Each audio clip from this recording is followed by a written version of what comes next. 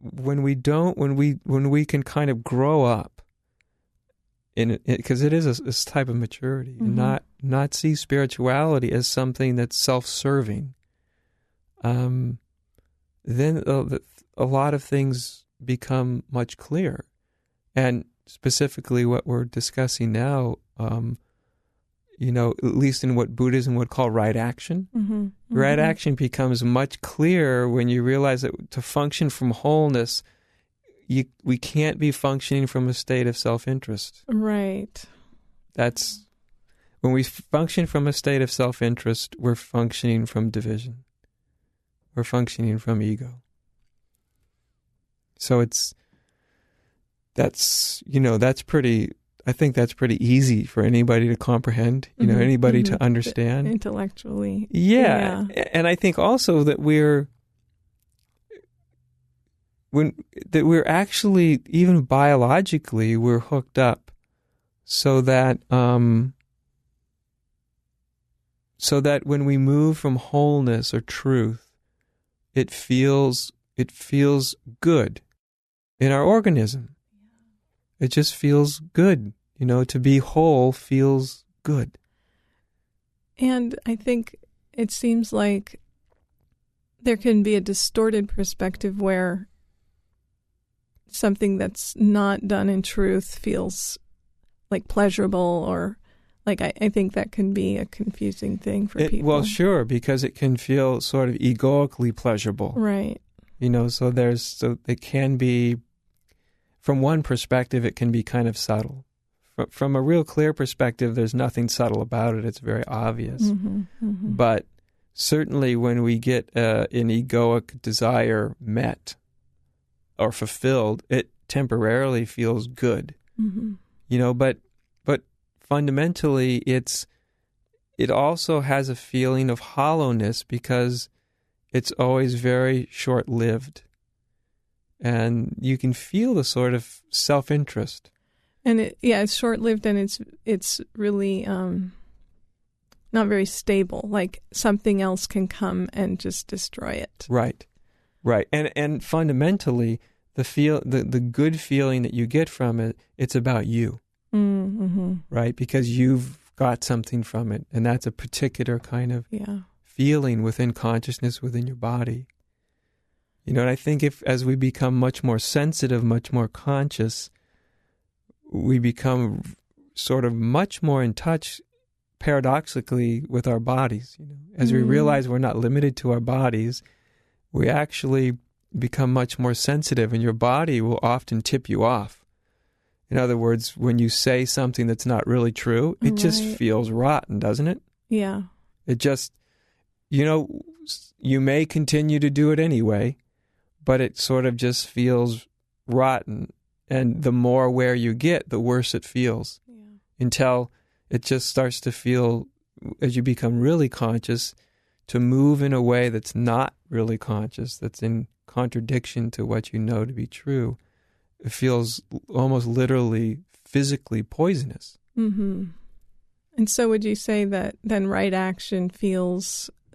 Can you say more about the visceral experience of right action? I think it tends to just feel like real flow.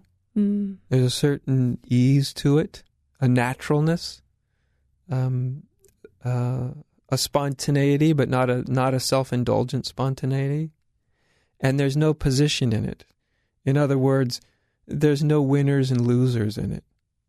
It's that action is never about winning or losing, or winning the day, winning the point of view, being agreed with, being understood. It's almost like it's an action that is complete in and of itself. It doesn't need anything else. So it feels whole.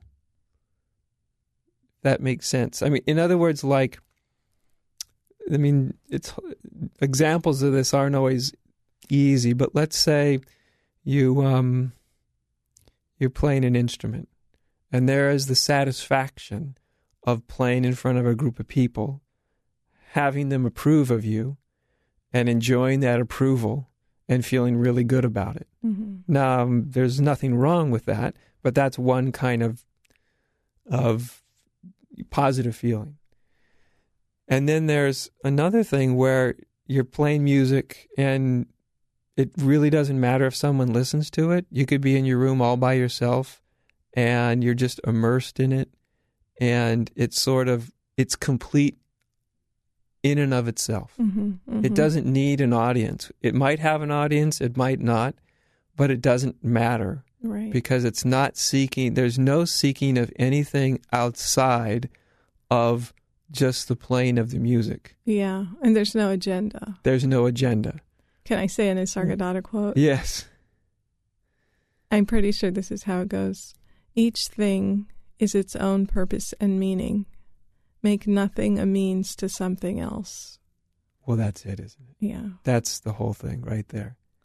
I mean, that's a great description of just, undivided action.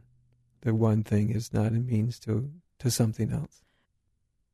I remember reading Nisargadatta once also where he commented on the Westerners that came to him. And he was complaining. He said, "You Westerners," at one point, he said, you always want something from this. As soon as you get the slightest realization, you jump up with the greatest joy and you try to hold on to it like you won a prize.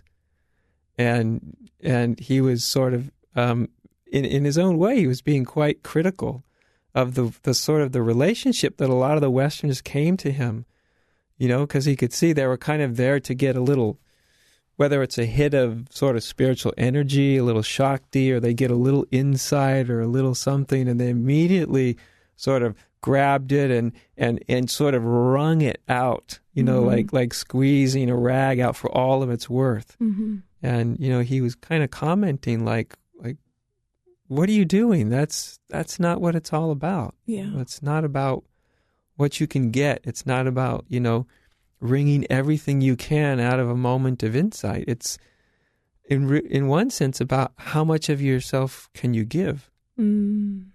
Do you give yourself to what you've realized? What does that mean?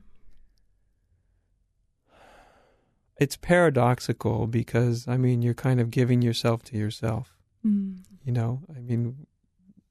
When we realize that the ultimate reality isn't something other than us, than what we are. And nor is it something other than what any moment of life is. So ultimate doesn't mean in any way separated from this moment or anything in this moment or the most ordinary mundane activities. But there's a way of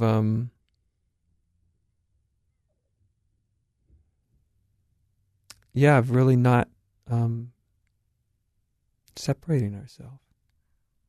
Just for a very simple thing, really. From anything that may be happening.